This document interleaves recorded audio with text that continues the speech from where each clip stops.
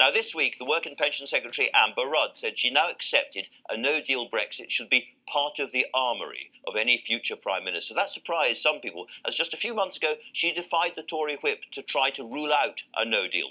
An elegant pivot to reality, or a screeching careerist U-turn? Amber Rudd is with me now. Which is it, Amber Rudd? I hope it's the first, Andrew.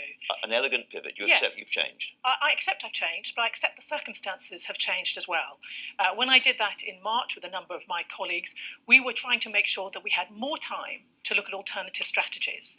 So one of them was trying to make sure that we could look at whether we could get a compromise further, whether we could get the third version of the withdrawal agreement through, and many of us thought that would go through. Unfortunately, it didn't. And then we had the opportunity to work with Labour. We tried to make sure that we found a consensus there, but that didn't work either. So I think the circumstances... running out of options, because you then said, back then you said it would be disastrous, no deal. Do you still feel that? I still think that no deal would be bad for the economy, bad for security, and bad for the union. So one of the good things is that both candidates feel that they are committed to trying to get a deal. But I have accepted that we now need to allow no deal to be part of the leverage to make sure that people compromise more. That's what I'm doing.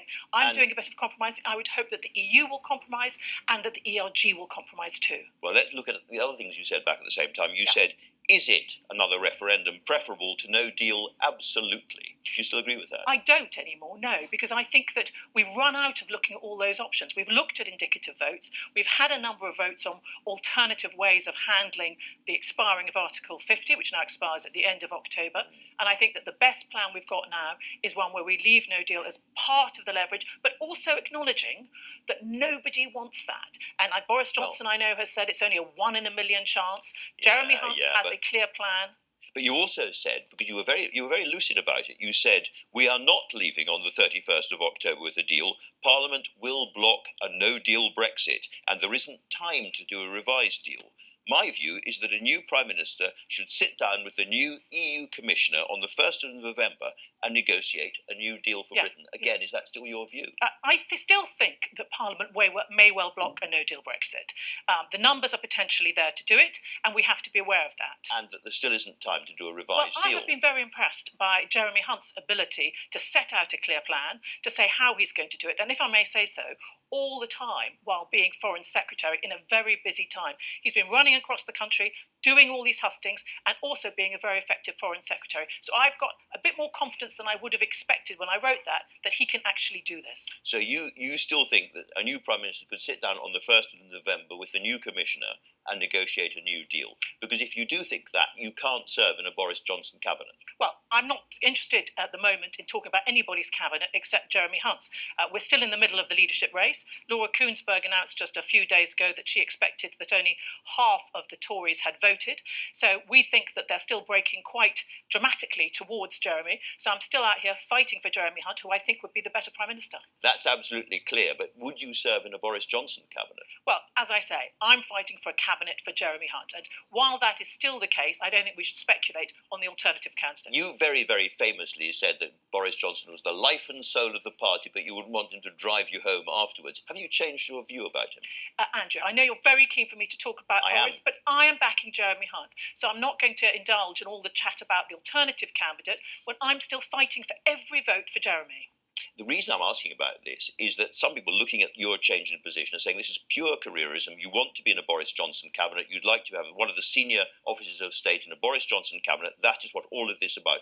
Your colleague Nick Bowles said this, quoting former colleague Nick Bowles said this. So she will let Boris Johnson drive her home after all, so long as it's in a ministerial limo.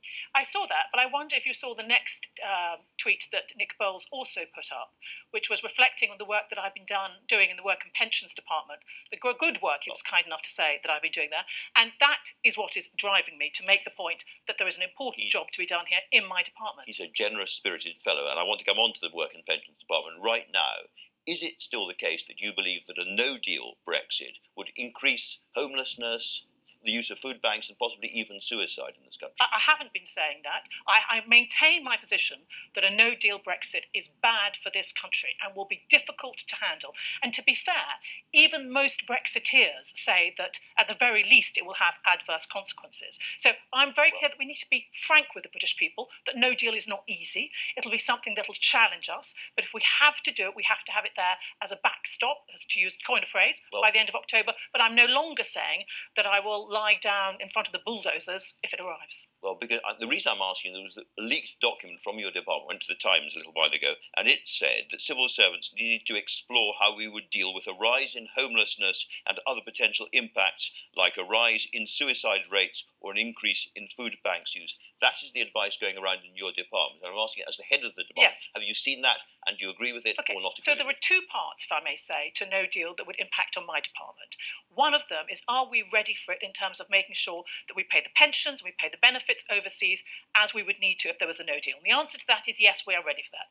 The second part, which is more difficult to assess, is would there be a loss of employment? Would we enter some sort of recession? And that is difficult to judge. But if we did, then the Work and Pensions Department would have to be ready for that, and there would be consequences. You told MPs that you had a hardship fund being prepared. Is that ready? We will be ready should we need it. But one of the things, if I may say, that I'm pleased with in Jeremy Hunt's plan is that he is very frank about the difficulties that come with no-deal Brexit, and he has set out the plans and the money needed to be able to ameliorate that. So, for instance, he said there'll be £6 billion for farming and for fishing, and in my constituency of Hastings, that's really important.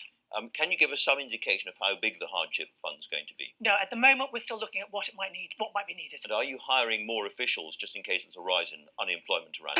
We are preparing for it. We are making sure that should that happen, should there be a no-deal Brexit, and should there be an adverse consequence to the employment levels, the great employment levels that we've got in this country, then we'll have to make sure that we do recruit more people in order to deal with it. The freeze on benefit levels is supposed to be ending next spring. If there is a no-deal Brexit, will that happen? I would expect that to happen whatever the situation, because it needs to happen. And I've already had conversations with the Chancellor, and I would expect to do so with any future government. It's essential that we take that freeze off. Can you guarantee that it will end next year? Well, it's not for me to guarantee. I'm not the Chancellor, but I will certainly guarantee that I will be making a very strong case for it, whatever role I may or may not be playing.